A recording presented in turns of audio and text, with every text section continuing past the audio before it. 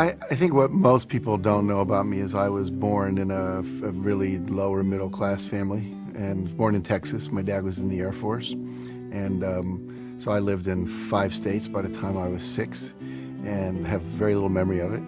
But we settled in Wheeling, West Virginia, where I grew up primarily, and my father was somewhat abusive, and so my mother divorced him.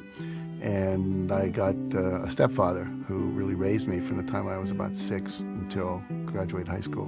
And I was a typical middle class, by then, suburban kid in West Virginia, except for the fact that my mother was an alcoholic and my father was a workaholic and sometimes drank as well. So it created a lot of compassion and empathy for me, because I'm very what's called hypervigilant. I notice every little thing, because I had to survive in those families. And also, I think I have a huge sensitivity to pain, and that was really how I got started. The Chicken Soup for the Soul books, which really catapulted my career, those came about when one of my students at some lecture I was giving said, "You know that story about the puppy you just told?" And I said, "Yeah." She said, "Is that in the book anywhere?" I said, "No." And she said, "Well, it needs to be." And I said, "Why is that?" She said, "My daughter needs to read that story." "Well, just tell her the story." "I can't remember. I need to see it in the book."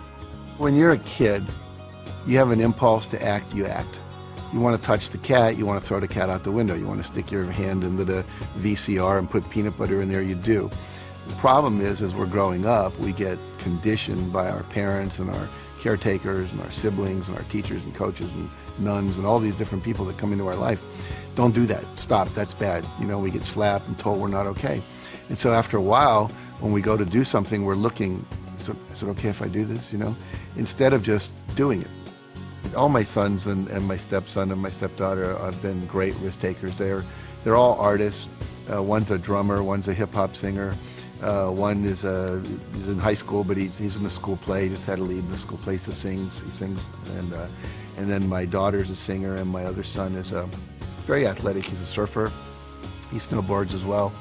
And he's always inventing games and trying out new things, always on the edge, you know, always coming in with cuts and scrapes, which I love, because they're out there on the edge of their potential, exploring how they can keep pushing it. And it's not that they never get scared or they never feel rejected and have to go through things, but they seem to rebound very quickly.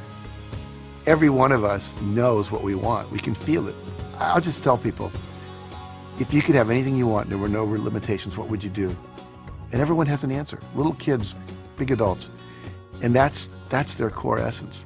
And if we all just fully do that which we're passionate about and understand the principles for how to bring that into being, then I believe the world will work perfectly. And that's why I do what I do.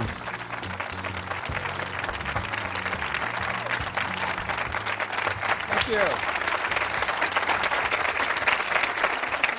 Thank you very much. Well, it's a pleasure to be here and to share these ideas with you and really help you take your life to the next level, which is what we all want to do, or we wouldn't come out to these kind of events. I'm going to start by sharing with you a number of very important critical ideas. And the first one is this one. There's a friend of mine, his name is Orrin Hudson, and he was the Alabama State chess champion. And he grew up in the ghettos of Birmingham and became a chess champion.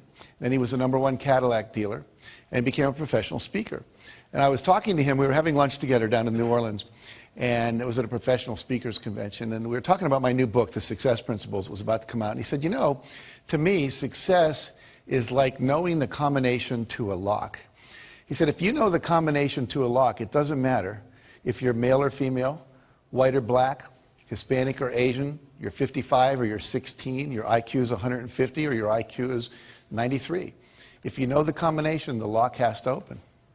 And the problem is, most of us are going through life and we don't know the combination. We maybe have 3 of the 4 numbers we need, but we don't have them all. And so the idea is that what I'm about, what I've spent 30 years of my life doing, was researching what is the combination to the lock, interviewing people at the top of their careers, whether they were athletes, politicians, people in business, etc., and saying, what is this combination? What is the system? And if you know a system always produces a predictable result. You know, if you use my Aunt Betty's apple pie recipe, it always comes out really good if you do what it says, because it's a system that's proven. And so I want to share with you the basics of a system that works. No matter what you're starting out at, wherever you are, it will work for you. And you may remember oilman J. Paul Getty. He was at one time the richest guy in the United States. And he said there are 3 secrets to success. It's very simple. He said, you have to get up early, you have to work hard, and he said, find oil. It's that simple, okay? Now, obviously, it's not that simple. If it were, we'd all just go do that. And so I wrote this book called The Success Principles, and in it there are 64 principles of success. 64. Now, that's a lot. A lot of people go, you know, that's like too much to learn. So what I've done for you today, we're going to cover about 8, 9 of those principles, the core essence, the necessary building blocks that if you do them, they'll take you to the next level. Now, the promise I always make people is threefold. If you do this work and you apply it to your life, and the key is apply it, not just listen to it, but put it into practice. Number 1, you can double your income. And number 2, you can double your time off. And you can create more balance in between your work life and your family life and have a lot more fun. And you can do that in 3 years or less. Now, how many people here, if you could double your income and double your time off in 3 years or less, would be interested in learning how to do that? Okay, good response. We're talking to the right crowd. So basically, how do we do that? And I first of all want to tell you that it is possible, because a lot of times people go, well, how do I know I can really trust you? Well, I've done it in my own life, and I've taught hundreds of thousands of people to do this around the world. Just a couple of quick little stories here. We work with a company called RE/MAX of Indiana. It's a real estate company. And we taught them these principles. And in the first year, 65% of the people doubled their income. By the end of the second year, over 85% of the people had doubled their income. And the company had doubled its total revenues. And went on, many people tripled and quadrupled their income in 2 years or less, okay? In my own life, here's one of my students, Scott Schilling. He said, I took your training and I learned these principles. And literally, he said, I made 22% of my 365-day salary in just 2 days after working with you. Now think about that. That's a fifth of his yearly income in 2 years. I mean, 2 days rather. Look at my own life. I have a Guinness Book of World Records. I had 7 books appearing on the New York Times bestseller list on the same day. Stephen King was the only guy that had 6 before that, and he had done that book, The Green Mile, and it came out in 6 chapters. No one's ever done that since. Here's a check written to me for $1,130,328.35. It's the first check our publisher had ever written for $1 million. He actually put a smiley face in his signature, if you can look real. He was so happy to have to write that kind of check. And that represented 3 months of book royalties for the first Chicken Soup for the Soul books. And that year, Mark and I both made $6 million. My co-author and I split a $12 million royalty on that. Now, I share that with you not to impress you about me, but to impress upon you if little Jack Canfield, who grew up in Wheeling, West Virginia, and who graduated from the half of the class that made the top half possible, can do this, then literally anybody can do it. It's not about brain power. It's about knowing the principles. Gravity always works. If I drop this, it always falls. It's never floated. Never had that happen in my life.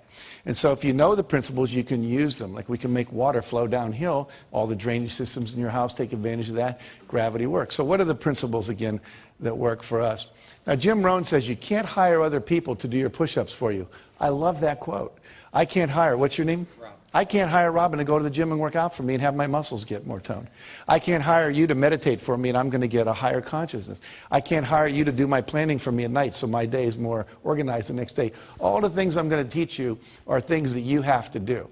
They're things that no one else can do for you. There are things. You can delegate certain things in your life, but not your health care, not your meditation, not your exercise, not these principles and strategies that we're going to be learning here today.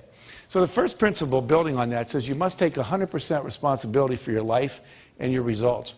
And what that means is you have to give up all blaming, all complaining, all excuse making, all looking out at the world and saying, well, if the world were different, then I would be better off. Right now, we're all upset about the Chinese and the Indians are using more oil, which is sending the oil prices up, and we wish that wasn't happening. Some of you may love the president we have, some of you may not. We go through all these things where we say, if it wasn't for that, if it wasn't for the war, if it wasn't for him, if it wasn't for her, if it wasn't for the economy, then my life would be working perfectly. But there's a little formula I learned that's very, very powerful, and it really is the basis of everything I teach. It says E plus R equals O. And what that stands for are the events in your life, you have a response to them, and that creates outcomes. And everything in your life that you experience, whether you love it or you complain about it, is an outcome of how you've responded to earlier events.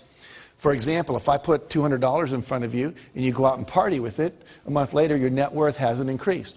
But if I put that $200 in front of you, that's the event, your response is you invested, and then a year later maybe it went up to $250. So now your net worth went up. Same event, different responses. What's your name? Valerie. Let's say I say to Valerie, of all the people I've ever met, Valerie, you have to be the biggest idiot I've ever met in my life. Now, how many people think that would raise her self-esteem? No hands go up. How many people think that make her self-esteem go down a little bit? Yeah. See, everyone that just raised your hand was not listening to the lecture called E plus R equals O. It's not what Jack says to Valerie, it's what Valerie says to Valerie when Jack stops talking. She might have said, oh my God, the man's only known me a few minutes, how'd he figure it out so fast? Right? Her self-esteem would go down. Or she might say, Canfield has only known me for a few minutes. He can't really know what I'm like. I'm sitting in the front row. People that sit in the front row are really willing to participate. I've got a good ego structure. You see me smiling at my jokes. Beside him, one of the more attractive women in the room probably can't keep his eyes off me anyway. Now, if he said that, which way would her self-esteem go? It would go up, see? So if she says that. So basically, it's not what people say to you. It's not what they do to you. The world's just out there worlding. It's not personal. And if you want a different outcome, because E plus R equals O is like 2 plus 2 equals 4, and if you're not happy with 4, you've got to change your response. The word responsibility means you have the ability to change your response to something other than what you're currently doing. And if you would do that, you would get a different outcome. Does that make sense? Yeah. So basically, we are responsible to change our behavior until we get the outcomes we want. And that's kind of an experiment. You never know if something's going to work or not. Maybe you're distant from your spouse and you try a new communication technique you learn in a workshop and it works. You go, oh, great. Or maybe you try and it doesn't work. Well, there's just about 500 more you could try. You know, you could read Men Are From Mars, Women Are From Venus, Children Are From Hell, one of those books. And just kidding. But, you know, there's so much out there, so many good techniques. And unfortunately, most people don't experiment with trying on new ones. Life should be approached as a huge experiment. And you just keep experimenting until you get it right, okay? All right, we talked about that, so we'll go to this. E plus R equals O again. I want to give you a business example. A friend of mine during the first Gulf War was a Lexus dealer, and people stopped coming in to buy Lexuses. They were all watching CNN and CNBC and watching the war on TV. And plus, we were having a minor recession, so people were holding on to their discretionary income. So what happens was, he said to his staff, E plus R equals O. There's a war. People are watching TV. Our responses, we've been doing the same thing. Ads on the radio, ads in the newspaper, waiting for people to come in. Well, they're not coming in. We better do something different. We're not going to go out of business, but we're going to take a huge economic hit if we don't. So they tried 4 things, one of which worked, and I'll tell you what that was. They said, if the people aren't coming to us, let's take cars to where they are. Okay? So they would go out with 5 or 6 Lexuses, and they'd go to a party. What's your name, sir? Tom. They go up and say, Tom, what do you do for a living? I'm an investment banker. You're an investment banker. How's the investment banking business doing these days? Great. Doing great. What's he eventually going to ask me? What do I do? And I'm going to say, I'm a Lexus dealer. And then I would say, have you ever driven a Lexus? Yes. Yes. Did you like it? Loved it. Loved it. You know, we have a new LS400 outside, never been ridden by anyone. It's got the new Nakamichi sound system, quadraphonic sound. It's got the tilt-back mirrors. It's got the new seats that have the air that comes out that can keep you warm or keep you hot, depending on what you need. Would you like to take a little spin with me, see what it's like? Great. So we go and we take a little spin in the Lexus. Now, you come back in. Let me ask you a question. How many of you have ever test-driven a new luxury car and then got back in your old car? You know that feeling? You were really satisfied until then. Well, they ended up selling over 60% of the people they did that with a new car within 2 weeks. Because they didn't wait. They tried something different. And if you keep experimenting like that, you'll find the R that works, but you have to be willing to take a risk. And the reason most of us don't do that is we don't want to feel uncomfortable, because all new things require discomfort. I'd like you all to do this with me real quick. Fold your hands like this, and you can do this watching at home, in your hotel room, wherever you might be if you're watching this on a TV set. And notice which thumb is on top, your right or your left. And whatever that is, I'm going to ask you to unfold all your fingers and have the other thumb show up on top. Okay? Don't just move the thumb, but all the fingers are moving. Now, how does that feel? Uncomfortable? Awkward, strange, yucky, wrong, not me, right? Now, what does your body want to do? Go back. Wants to go back, so let it go back. How's that feel? Most of you said better. Tom over here went, oh, like, I'm me again, right?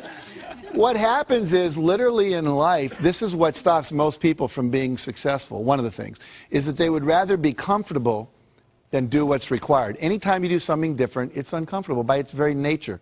Now, most of you remember learning to drive a car. You were probably awkward. You know, you forgot to hit the clutch when you hit the brake.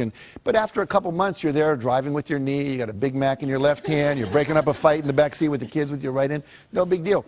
But you have to be willing to go through that awkward, uncomfortable stage. And most people, unfortunately, won't do that. And so they get locked in what we call their comfort zone. So what I want you to do is to realize that life is an experiment. You have lots of responses that are possible. And I'm going to teach you some of those new ones, perhaps, that you can apply to your success. So there's three kinds of responses. Number one is your behavior, what you do and say out loud. Number two is your thoughts. Number three is the images you hold in your head. Those are the only three things you have any control over in your life. What you say and do, the thoughts you think, and the imageries that you hold inside your head. So we're going to look at this whole area of thoughts for a minute. And I'm going to ask somebody to come up here and volunteer to do a little exercise with me. It'll take about 1 minute. So, okay, great. What's your name? Marianne, very good. Come on up, Marianne. And I'd like you to turn around and face the group. Now, are you right-handed or left-handed? Right-handed. Right-handed. Is your left arm okay? Any injuries going on here? Very good. So what I'm going to do is push down on your arm. I want you to push up, okay?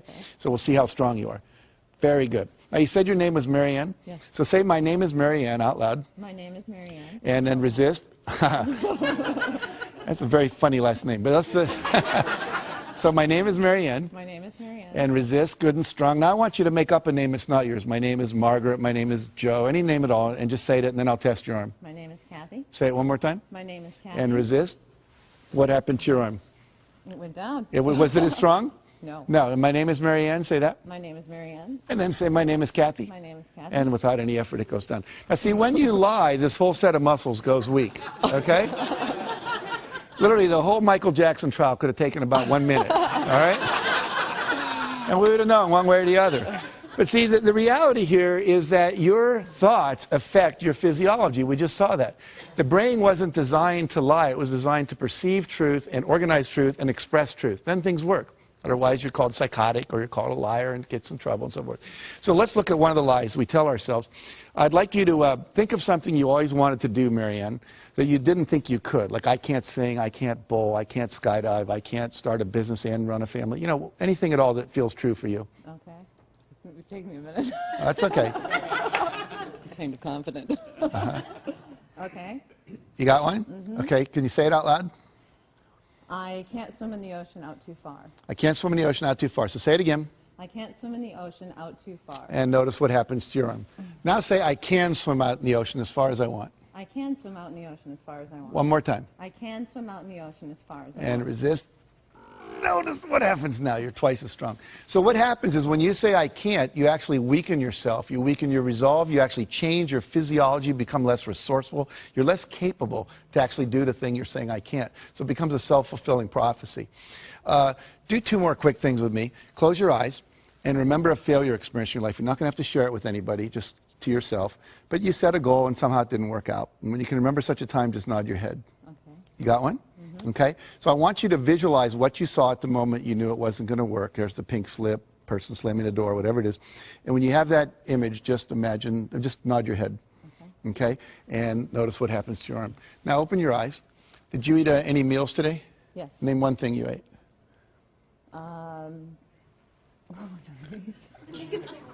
Chicken sandwich. Chicken sandwich, okay, good. You brought your agent with you? Okay. A friend. Yes. All right. So now close your eyes and remember a time when you had a success experience. You set a goal and you achieved it and you were really proud of yourself. You remember such a time? Mm-hmm. And vision what you saw then. Make a real clear picture in your head of what you saw when you knew it was a success. Okay. And resist. No, it's really good and strong. I want you to do one last thing with me, then we'll talk about what all this means. I want you all to look up at her, look at Marianne, and I want you to think a negative judgmental thought about her. Just make one up. I don't like you, you're an idiot, whatever. Okay? And give her that look parents give their kids when they're disappointed in them. And I want you to resist with all your strength. And notice what happens to your arm. Can't do it. Now smile at her and send a positive thought. Wow, she volunteered in front of all these people to go up there with Jag. And resist. Can you feel the difference? Yes. So what happens here is when you say I can't, when you lie, when you focus on your failures instead of your successes, and when you surround yourself with people who are judgmental rather than encouraging and empowering, it actually has a physical effect on you. So that's how powerful thoughts are. We see that our thoughts affect us and other people's thoughts affect us. So we have to be very careful where we place ourselves and who we hang out with and who we surround ourselves with. Give Marianne a hand for coming up here. Thank you very much. Okay. So partly here, we've just done this thing. This is called a kinesiology demonstration. Kinesiology is a fancy term for muscle testing, all right? And one of the principles here is you have to eliminate the phrase I can't from your vocabulary. I can't, I wish I were able to, I'll try. Those are all ways of saying I'm not capable. And they're very insidious, and it's part of our culture. I actually teach people to wear a rubber band, and if they say something negative about themselves, they just snap themselves when they're aware of it. Not like to really hurt yourself, but just to raise your awareness. In my company, if anyone says I can't or we're not able to, we can't get that done by Friday, you know, they'd say something like, well, we need 8 people to do that. Well, great, call the temporary agency. It can be done by Friday. And if they'd say something negative, it cost them $1. We'd fine them. We'd put it in a jar, and at the end of the month, we give it to charity. Well, we stopped doing that after a couple of years because no one was doing it anymore, because the culture shifted because of that focus. Henry Ford said, whether you think you can or think you can't, either way, you're right. Why is that? Because if you think you can, you will try. And if you try, you're probably going to pull it off. And if you think you can't, you won't. And if you don't try, then you're not going to get it done at all. Make sense? Okay. Maddie Christensen was a kid I interviewed for our book. Imagine this picture. He has no leg from the knee down on this leg, no leg from the knee down here. 2 prosthetic devices that he's got. His right arm is just a normal prosthetic device, and his left arm from the elbow down is a prosthetic device with a lacrosse stick appended to the end. He is the pitcher on his Little League baseball team, and he could use that to catch the ball. His team, with him as the pitcher, went to the New York State Finals in Little League. He wrestles, he plays basketball. How many of you, if you'd been born with no arms past the elbow and no legs past the knees, would have thought that baseball was your career? But Maddie went for it. I can tell you story after story. I met a kid named Kyle Maynard last year. He wrote a book called No Excuses. We were over in Ireland together.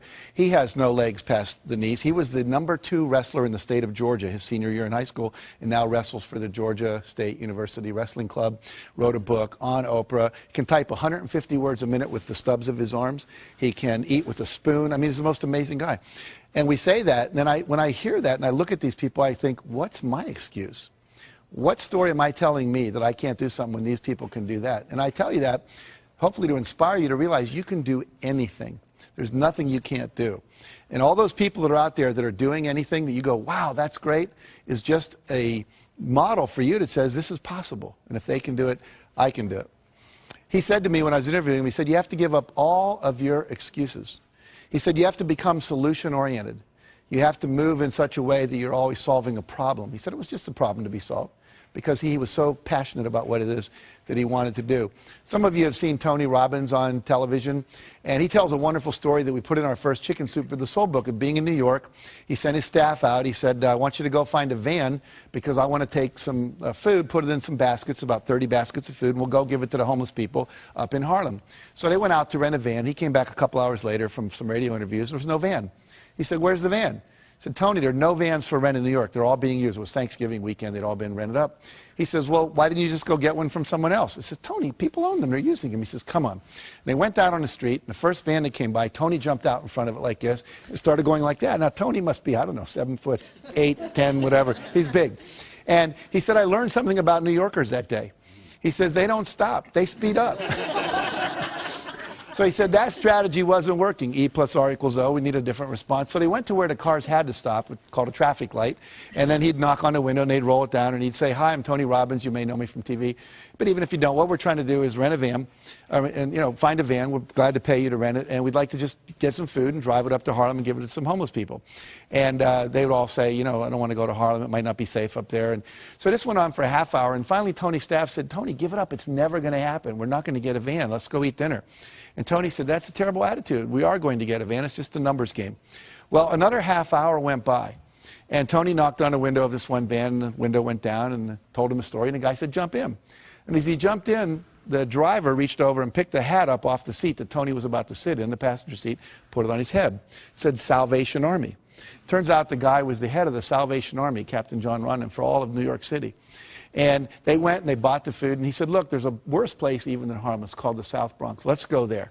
And so they went and took 30 baskets of food to people living in these, literally abandoned houses. And he said, we lifted a lot of lives. He said, but more importantly, I raised the consciousness of my staff that day, and they realized there's always a van in New York City. But let's look at what some of the principles are of success that are contained in that story. Number one, Tony had a clear intention. You must know exactly what it is you want. You have to have a goal. You have to have a vision. Number two, he had a positive expectation. He fully expected to get it. Pete Rose, the great baseball player, said, he was interviewed once, he said, when you go up to bat, how often do you expect to get a hit? He said, every time. He said, if I'm not expecting to get a hit, I shouldn't be standing there. And you don't always hit it, but you're going to come from that expectation level. He never gave up because he fully expected the result was going to happen. It was just a matter of time. Number three, he took action. Because a lot of times you have great ideas. I was just here today, a guy was talking about, we were talking about horseback riding, and he said, it'd be neat if they made those gel things they put in the feet to put on the saddle of horses, because your butt gets sore when you ride a horse. And I said, that's a great idea. And he just passed it off. I said, no, you ought to do something about that. How many times have you had a great idea, didn't do anything about it, and then a year later someone did something about it, made a lot of money, got the promotion, etc.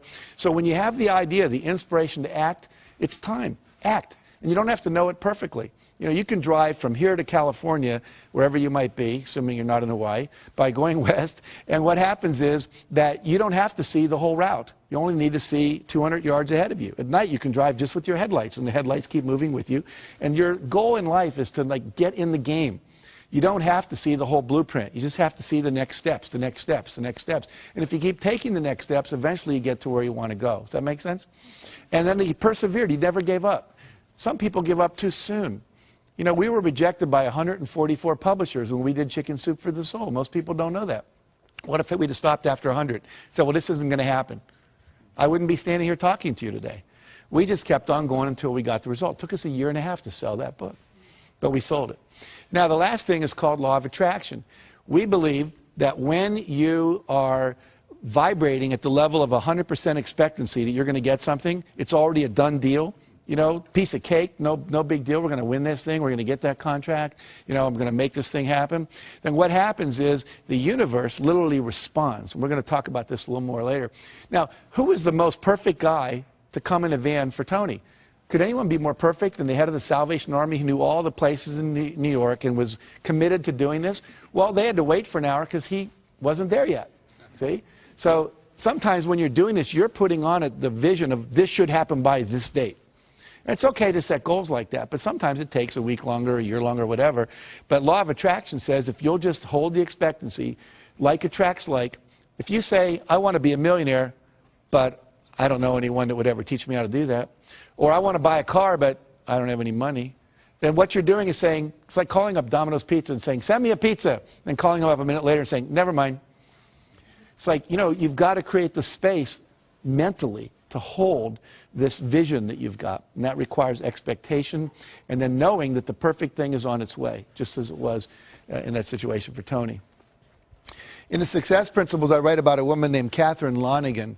Catherine Lonigan went off to college. She wanted to be a writer, and she took her first writing class, and she got an F.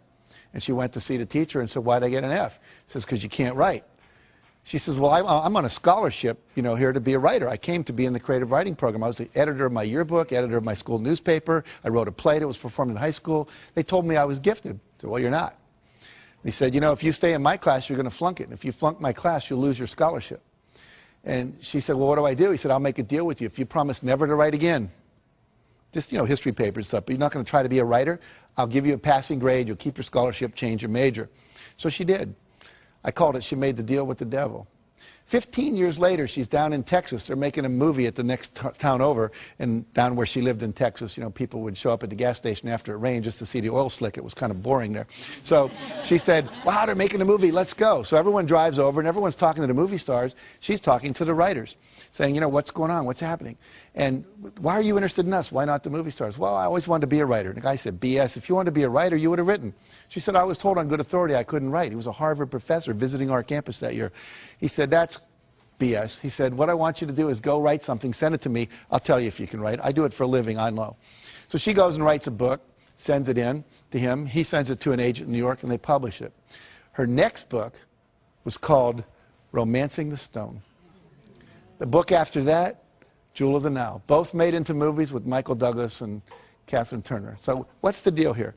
14, 15 years of her talent wasted because she bought someone else's evaluation of her.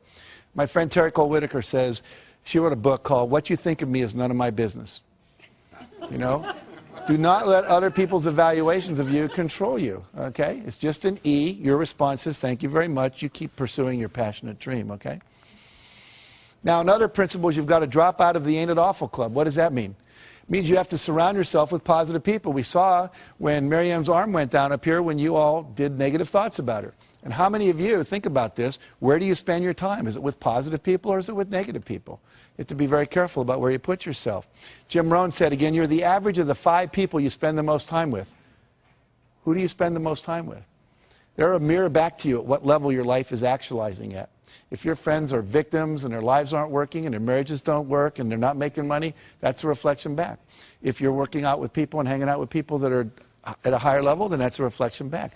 And what I teach people is always try to get with the people that are the next level up. You're making $50,000 a year, you want to make $100,000, find some people making $100,000, spend some time with them, however you have to do that.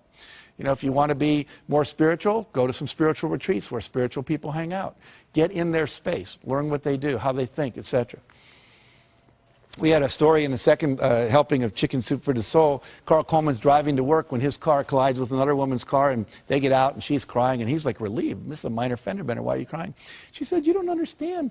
This is a brand new car, 3 days from the showroom. How am I going to explain this to my husband? He said, well, I'm really sorry about that, but we need to get your registration, your driver's license, your insurance record, so we can, you know, exchange that data so we can file our accident reports. So she goes into the glove compartment of her car, opens up the manila envelope and everything's in, and on top of that there's a message written in handwriting by her husband, and it said, in case of accident, remember honey, it's you I love, not the car. See, the women all go, oh. The men are thinking, yeah, right, I don't know about that. But why do we all go, oh? We all go, oh, because that's what we want in life. We want someone to love us more than anything else, especially things, vases that have been in the family for 3 generations, the white carpet, your special sweater, whatever. And when we know that we're loved unconditionally, then you feel safe. And when you feel safe, you get creative. And when you get creative, you come up with ideas that can quantum leap your success. So that's why it's so important. Number 2, success principle, that's really the core principle here, is decide what you want. You can't get from here to there unless you know where here is and there is, right? If you have a GPS system in your car, all you have to do is type in the address. It knows where you are from the satellites in the sky, and it plots a course. Your brain works the same way. The problem is, according to the research, less than 10% of Americans have written measurable goals for the year. In some cases, I've been in the companies where less than 3% of the people did. Less than 10% of high school students are ever taught how to set a measurable goal. This is a failure in our education system. You know anyone that got divorced because they didn't know the 7 exports of Brazil or the 5 causes of the Civil War? No, but they didn't know the communication skills, they didn't know how to set goals for their relationship. So many things we're not learning in our education that we now need to learn in these kind of courses. General Wesley Clark, who I interviewed, said, it doesn't take any more effort to dream a big dream than it takes to dream a small dream. So if you're going to decide what you want, go for what you want, not what you think is possible. Most people hone down their dream because they can't see how they can do it. And I'm saying to you, dream as big as you want. In fact, big dreams are exciting. Big dreams attract big people. If Martin Luther King said, I'm going over to the supermarket in Mississippi, I don't think a whole lot of people would have gone down there with him. But when he said, I want to end racism in America, that was a big dream, and it inspired a lot of people to want to play at great personal sacrifice to themselves because it was big enough and worth doing. Walt Disney said, if you can dream it, you can do it. Which means that you're never given a dream that comes out of your own desire place that isn't something you have the capacity to fulfill. You may have to learn some new skills, you may have to partner up with some people, you may need to learn some, how to access some new resources along the way. But all of that is possible if you'll simply dream the big dream. Because the dream doesn't come unless the capacity to achieve it comes with it. Does that make sense? Okay, so trust your dreams. Now, there's 7 dream categories or vision categories that you need to focus on to create a balanced and fulfilling life. Success means having all of this stuff, and I want to walk you through these. Number 1 is financial. What are your goals for your money? How much money do you want to make? How much net worth do you want to achieve? How much money do you want to have when you retire? If you own a business, you have cash flow goals, you have money in reserve goals, you have profit goals, etc. And so we need to have goals clearly set in that arena. Number 2, business and career. What's my ideal vision for my business or my career or my job? You know, I was a high school teacher, and at a certain point I realized I wanted to teach teachers because I just thought I could impact more people. Then I became a teacher trainer. I trained people how to train teachers. And now I'm teaching, you know, on television around the world. So it kept growing. The goal changed, but it was always like, you know, what is it that I want to be doing with my life in relation to my business and career? Number 3, fun time and recreation goals. One year our fun time goals, my wife and I, was learn salsa dancing. This past 2 years I've been learning to play the piano. My goal is to play Jesu Joy of Man's Desiring as well as Bach could have played it when he wrote it. I'm not there yet, but I'm working on it. And so, you know, one year was to go to the Eiffel Tower. We took our kids and we walked up as far as they let you walk, which is about 2/3 of the way up there. Number 4, health and fitness goals. These are things like weight you want to achieve, cholesterol levels. Maybe you want to run a 10K or a marathon. There's just so many possibilities in that arena. Maybe you want to, you know, have your waist come in by a couple inches. You want to grow some hair back. I mean, there's just a number of things you can decide about in that arena of health and fitness. Number 5, relationships. What would your ideal relationships look like? One year I decided I didn't have enough male friends. So I created this thing called Boys Day Out. I'd read this article about Kenny Rogers, the singer, and he brought all these athletes down to his ranch in Virginia, and they would spend a week playing all these different games, tennis and soccer and basketball, and I thought, well, I can't do that, but a day a month would be cool. So I asked a bunch of guys that had control of their schedule, lawyers and psychiatrists and people like that, and we created this day, and we would do guy things. We'd pitch pennies, throw baseball cards, play soccer, go to the racetrack, do ice hockey, broom ball. I mean, you name it, we attempted to do it. And it was really a lot of fun. And all of a sudden, I had the guy energy that I needed in my life. Instead of just complaining about not having it, I said, what's my goal? I want this many men friends, and I set out to create it. Number 6 is personal. And this is just things you want to do because you want to do them. You want to write a letter and get it published in the newspaper. You always wanted to act in a play, just, you know, because you thought it'd be cool, or record a song. Or this could be where your personal growth goals, your spiritual growth goals are. You know, you want to reach enlightenment before you die, learn to meditate, you know, get to know a closer walk with God. Whatever it is for you, that's that arena. And finally, contribution and legacy. What is it that you want to leave to the world? What's your vision of your contribution that you leave behind?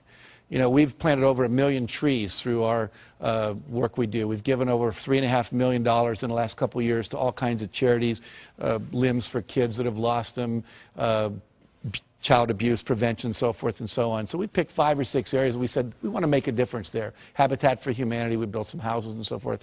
So what is it you want to do? Pick one thing in your vision and go for it. Now, if you had success in all these arenas of your life would be balanced, your life would be fulfilling. And here's the neat thing. Nobody can tell you what you should want in any of those areas. It's what you want, not what your mother, your wife, your pastor or anyone else says you ought to have, but what do you really want to achieve in your vision? And I usually ask people to look 5, 6 years out about that. You can look farther if you want. And then to write down, you know, all the details, like you're putting in a purchase order to God, okay? All right. Create a breakthrough goal. This is a thing you want to do where you create a goal that's going to quantum leap your career. So something that if you like wrote a best-selling book, that would be a quantum leap goal. Had your own radio show, that'd be a quantum leap goal. Opened up China as a market, that would be a quantum leap goal. And it's a goal that would not be like a 5-yard play, but like a 50-yard pass play on the first down. And so what you're going to do is set that goal. And here's some examples of past clients of mine. Create a $10 million revenue stream through internet sales. Create my own 30-minute talk show. Get our products sold on QVC. Secure a $10 million line of credit for their company. Teach a weekly holistic health class for the public. And become a wellness coach for a major corporation instead of continuing being a doctor on call all day. And what you do is with your breakthrough goal, once you've decided what that is, you do something we call the rule of 5. Write your goal on your business card and carry it like I carry mine in my wallet at all times. And then once you've done that, every day you're going to do, this for this year, it says, I'm joyfully celebrating 15,000 people having completed the Canfield Success Principles coaching programs. What that allows me to do is have you all give value without me having to leave my house, see? And that's a breakthrough for me, so I could travel less, be home more, etc. And with the breakthrough goal, we say the rule of 5. That means every day you do 5 specific concrete actions to move that goal forward. You're not going to do that in all 7 arenas of your life. It's just too time consuming. But if I wanted to be a best-selling author, then maybe I write for so many minutes. I do some interviews each day. When we brought out Chicken Soup for the Soul, we sent out 5 free books every day to people that could promote that book. One day we couldn't think of anyone to send it to. We sent it to the O.J. Simpson jury, and we gave them each a book. And about 5 days later, they're all walking into court carrying Chicken Soup for the Soul. And the cameras were all going, made national news. And so if you just do something every day toward that goal, there's something called the law of probabilities, which says the more things you try, the more likely one of them will work. They may not all work, but if you only try 2 things, the law of probabilities is not on your side. Try 100 things, one of them is likely to hit. Does that make sense? Okay, good. Mentioned we did that. In this book, which was rejected by, what? I told you, over 144 publishers, went on to sell 10 million copies in 41 languages because we did 5 things every day. We did not hit a bestseller list until 14 months after the book came out. 14 months. And most people would never sustain it that long. And it's kind of like the universe tests us, I think. How committed are you? How badly do you really want this? And if you go for it and do the rule of 5. Bill Bradley was a great basketball player, played for the Knicks, was All-American at Princeton. In high school, he was an All-American. Every day, he'd find 5 spots on the basketball court, and he would have to shoot 15 in a row before he would go in. And sometimes he'd be out there 2 hours after everyone else had showered and gone home. He did that all through college, all through his professional career. What happens? He goes on, becomes NBA Hall of Famer, later senator from New Jersey, because he was willing to prepare. You have to be willing to do the work as well as dream the dream. The third thing says unleash the power of goal setting. So now we got this vision, things we want, but we have to get and turn them into objectives. And they have to become measurable in time and space. And the key words here are how much by when. I want a big house. Well, what's big? For some people, it's 4,000 square feet. For Bill Gates, it's 35,000 square feet. It's a real different definition of what big is. And by when do you want it? Well, I would like it by June 3rd, or 2007, or I want it by January 5th, 2010. Be very specific. Now, we said it may not show up exactly then, but the more specific you are, your brain will figure out what has to happen to get it to happen in that time frame. So here a person says, I'd like to increase my income. They're better off if they say, I will earn $200,000 by 5 p.m. December 31st. I'd like to spend more time with my husband. Well, I will take 3 long weekend vacations and 1 2-week vacation with my husband by November 30th at 5 p.m. Much more specific. Now the brain knows what to do, okay? I'd like to spend more time with my wife. I'll take ballroom dancing lessons with my wife for 12 weeks from September 21st to December 21st. As soon as we get specific, there's a part of your brain that starts calculating what to do. If you call a travel agent and say, want to go on a trip, what's the first thing they ask you? Where do you want to go and when do you want to go there? And until you tell them that, you're stuck. And your brain works the exact same way, that little GPS system. I'm going to lose weight and get fit. Needs to be, I'll weigh 190 pounds or 140 pounds by a certain date. Make sense? Again, less than 10% of Americans do this. And guess what? 10% of Americans own 90% of America. And guess what? They're the same people because they're clear about what they wanted, clear intention. All right. Next area is images. We now know that your body cannot tell the difference between a real event and an imagined event. Okay? If I were to have you close your eyes and imagine you were standing in the middle of a very small terrace on top of the tallest skyscraper in the world, you'd start to have queasy stomach and your hands would sweat because your body would really think it was there, even though you were safe in this room. Now, we can use that principle to our advantage to create success by using this power of visualization. And here's an example. One basketball team at Ohio State University, they took and they said, we want 1/3 of you, they all had equal foul shooting records, to not touch a basketball for 30 days. The other third, we want you to go out and practice basketball every day for a minimum of a half hour, preferably an hour, shooting foul shots for 30 days. And the third group, they said, we just want you to close your eyes and visualize shooting foul shots. Don't touch a basketball for 30 days. And guess what? First group, as you'd imagine, showed no improvement. Second group, practicing for 30 days, they get 24% improvement.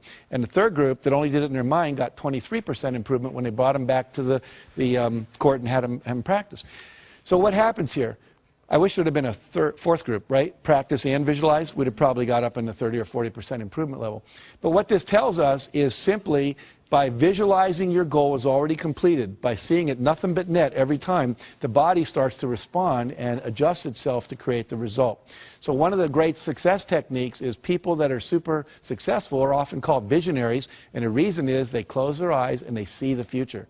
You create your future by envisioning it, okay? And I recommend you do that every day at least twice, once in the morning when you get up and once before you go to bed. They did a study at NASA where they took astronauts and they had them wear concave lens goggles, which meant you see the world upside down. Imagine trying to negotiate relationship with me and I'm hanging from the ceiling and my right's my left. It'd be pretty complicated. These goggles had no peripheral vision and they had to wear them 24 hours a day for 30 days. What they were expecting was to see if they'd get nauseous, become hostile, lose sleep, to see how they'd handle disorientation in outer space. What they hadn't predicted was that about 25 to 30 days into it, every one of the astronauts, their brain flipped the image right side up again. They're still getting upside down input, but they created new neural pathways. And they came out of this, the psychologists came up with something they call a 30-day principle. And what the 30-day principle says is that if you want to change a behavior, change a habit, anything at all, you must, in fact, do it for 30 days. Uninterrupted, because they tried a subsequent experiment where they had half the astronauts take their goggles off on day 15, keep them off for one day, put them back on again. Took another 25 to 30 days before they flipped them right side up again. So we know that it's current, contiguous, everyday repetition. This is why most New Year's resolutions don't work. It's why most corporate change programs don't work. It's why most of our school programs don't work. There's not that 30-day uninterrupted. This is why basic training in the Marine Corps does work. Because they got you down there for 6 weeks, and they're not letting you out of their sights, and you're in a context that's held tight for that 6-week period. So if you want to visualize, your goal is already achieved, minimum of 30 days. That make sense? Okay, good. Let's see here. I'm going to skip over that real quick and get to this. Now, the reason this works, where your vision becomes real when you visualize what it is you want, is there's two things that go on in your brain. You have a vision of what you want, you have the current reality, they don't match. Okay? And what we want to do is purposely create that. It's what advertisers do. Imagine yourself in the new car. It's like the guy getting out of the Lexus we talked about earlier, getting in his old car. The vision of what's possible no longer matches the reality, and that creates a little dissonance or structural tension in the head, which we call motivation, which says, I want that. Until we had that, there was no motivation to do anything different. Any of you women ever experienced visiting a friend with a new kitchen, and then you come home to your old kitchen, and they've got all the new granite and the new appliances and everything's cool? Your kitchen was fine until then. So we want to purposely do that to your brain to motivate you. So you envision the thing you want, your goals and your vision. You hold that in your mind every day for about 10 minutes in the morning, 10 minutes at night. If you have 10 goals, you can cycle through them. I put mine on 3x5 cards, read them, and I close my eyes, see the vision as if it's already accomplished, see the car I want, the program happening in Singapore that we're doing, whatever. Then I go to the next one. I just keep cycling through the cards until I go through all of them. What happens then is you get a perceptual shift. You start to see things in your environment that were always there that can help you never saw before. You get expanded creativity. You start noticing that the things that you want, you wake up in the middle of the night, you're in a shower, you start going, oh, that's how we can do it, that's how we can do it, that's how we can do it, that's how we can do it. And unfortunately, most people aren't having those kind of breakthrough ideas because they're not holding the vision. The third thing that happens is you have increased motivation. You'll find yourself doing things just out of nowhere, boom, you get up and you do something, like volunteering. Sometimes people do. That's not like me, but you just do it because you've been holding this that creates it. Now, what happens is that then creates the action that you need to have for the result to occur. Now, I want to show you how this perception shift occurs because this is magical. There's a sentence up here, and we're all going to read this on the count of 3 out loud, if you would. 1, 2, 3. Finished files are the result of years of scientific study combined with the experience of many years. Very good. Now I'm going to put that back up, and we're going to time 10 seconds on my clock here. I want you to count the number of times the letter F appears. How many Fs are there in that sentence, okay? And when you do this, keep it to yourself. Don't say anything out loud, all right? So here we go.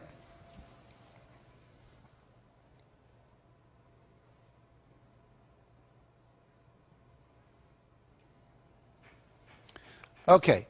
How many counted, by show of hands now, it's real important you participate. How many counted 3 Fs? Hold your hands up.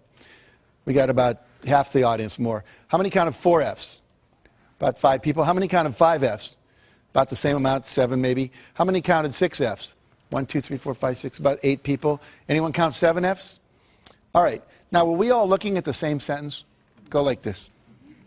And yet some people saw 3 Fs, some people saw 4, some people saw 5, and some people saw 6. Let's look to see what the real objective reality is up there. There are 3 Fs that I'm sure most of you saw, correct? But there's also 3 more. There are 6 Fs in that sentence. Now, do you think that Bill Gates and Michael Dell and Steven Spielberg and George Lucas see more Fs out in the world than most of us do?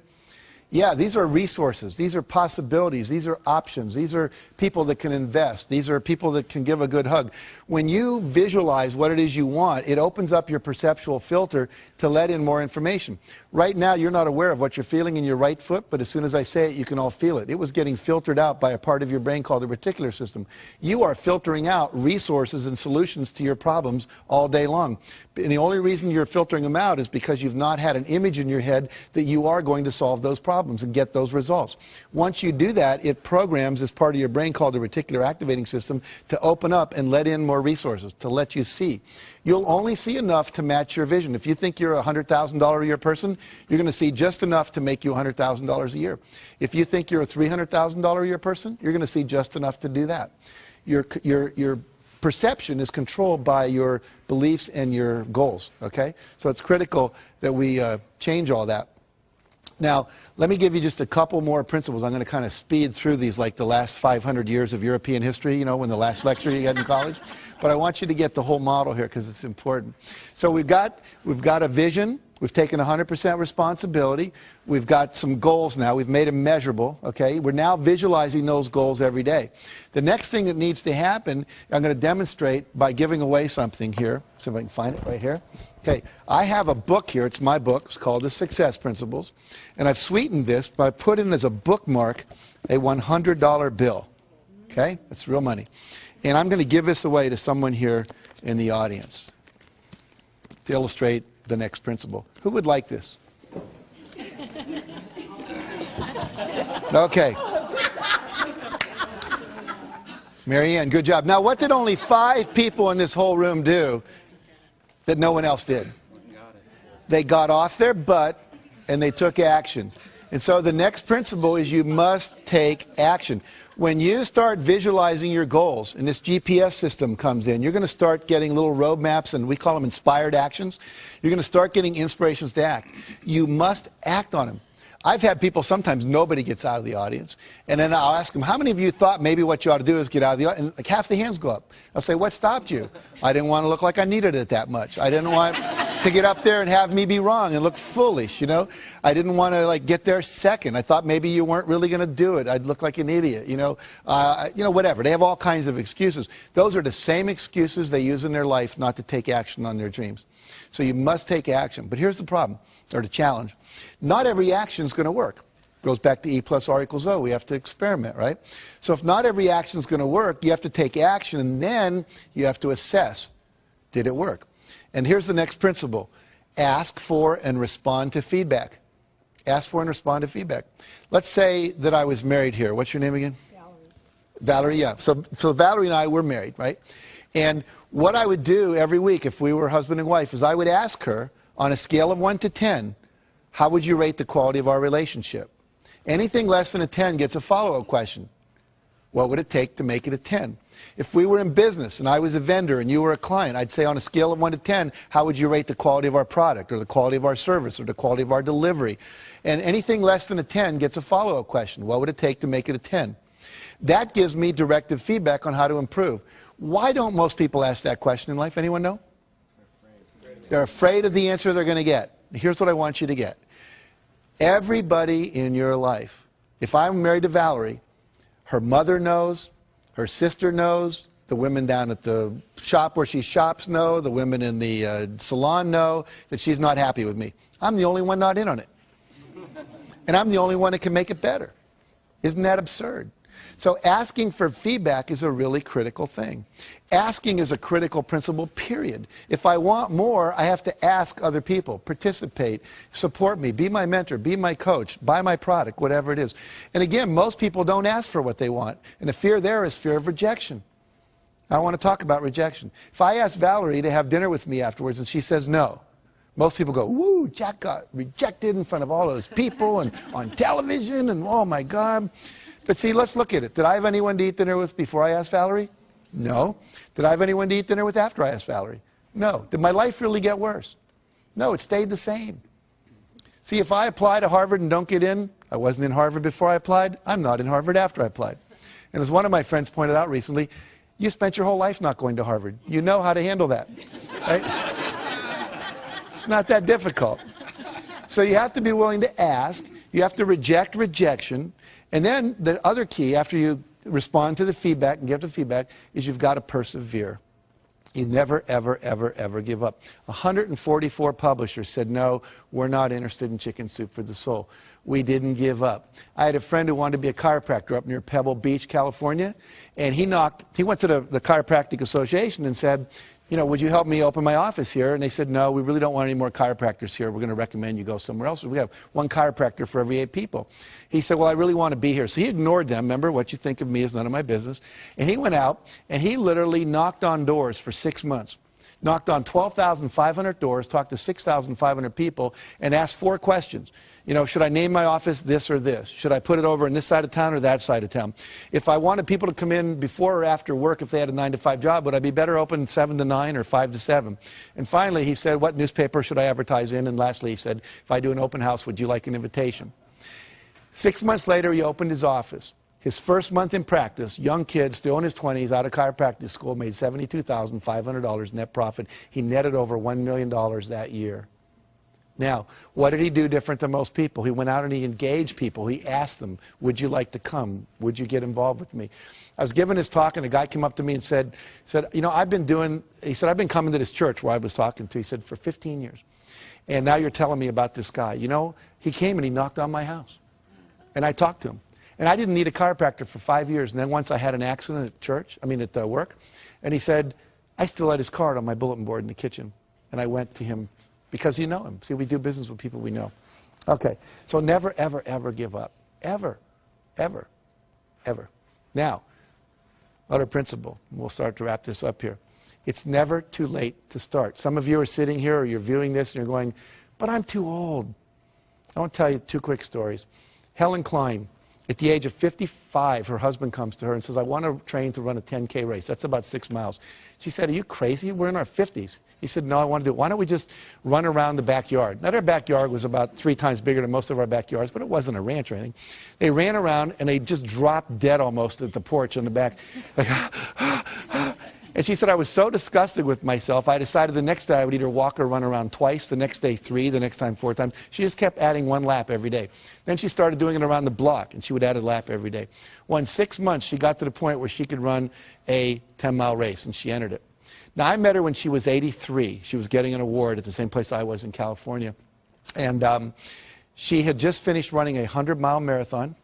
She's run several 24-mile marathons, 5 75-mile ultramarathons, including one all the way around Lake Tahoe. She started when she was 55. Cliff Young shows up, Australian, 61, sheep herder, to a race that goes from Sydney to Melbourne. It's about 800 kilometers. He's not wearing Nikes. He doesn't have on Pumas. He's not wearing the latest running gear. All these world-class athletes are there. He's wearing Oshkosh overalls over a T-shirt with a baseball cap, work boots, and galoshes. And they're all laughing at him, like, you crazy? Is this some kind of publicity? So he says, no. He says, what running experience do you have? He says, well, I chase the sheep around. We don't have a horse or anything, so when, you know. Anyway, they take off, and they're going crazy, and they're running and running and running and running, running, and he just kind of starts shuffling off like this. That night, all the other runners went to sleep. You're supposed to run 18 hours and sleep 6. Well, no one told Cliff that you were supposed to sleep. So he didn't know. So because he didn't know, he didn't do it. He said, I've stayed up many nights chasing my sheep around and make sure they didn't get in trouble. So he's running, and he runs right by him, and because he runs right by him, no one tells him to stop because they're all asleep. He cut 5.5 hours off the world record for that race. Okay? So here's the deal. Doesn't matter how old you are. And the other thing important in that story is the less you know about how you should be and you just go for what you want. See, most of us, we have all these beliefs that are limiting us. Find the stories that inspire you and start believing that. Believe you can. Talk to yourself in a positive way. And if you do that, you can create miracles in your life. And I'll end with this story. One of my favorite stories, a minister gets a call from his parishioner. Her name is Aunt Hattie, they call her in the church, and he's Reverend Jim. And she says, I just went to the doctor, and they called me and said that I've got terminal cancer. And they said I got 6 months to live at the max.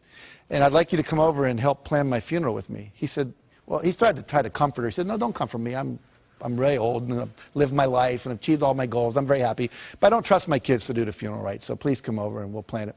So he goes over, and they start planning the funeral. She said, I want this, I want to wear this dress, and I want this psalm read, and I want this hymn sung, and I want this open casket. I want these kind of flowers, and I want this poem on a card, a memory card with my picture that people can take away. And then she said, I want to be buried, and I want to have my Bible in my left hand and a fork in my right hand. And a minister said, well, I understand the Bible in Hattie, but why the fork? She says, whenever we have those church socials and we're down in the basement and they come by and they say, if it's going to be a really good dessert, they always say, keep your fork. It's not going to be something like Jell-O or pudding. It's going to be apple pie or cherry cobbler or chocolate cake.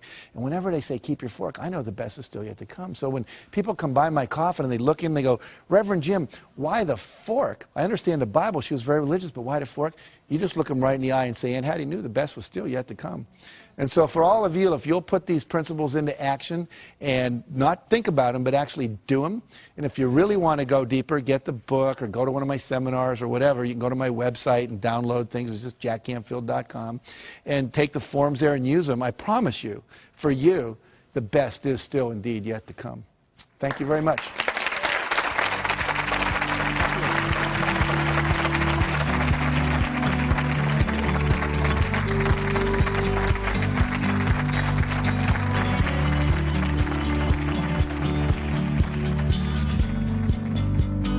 You've got goals.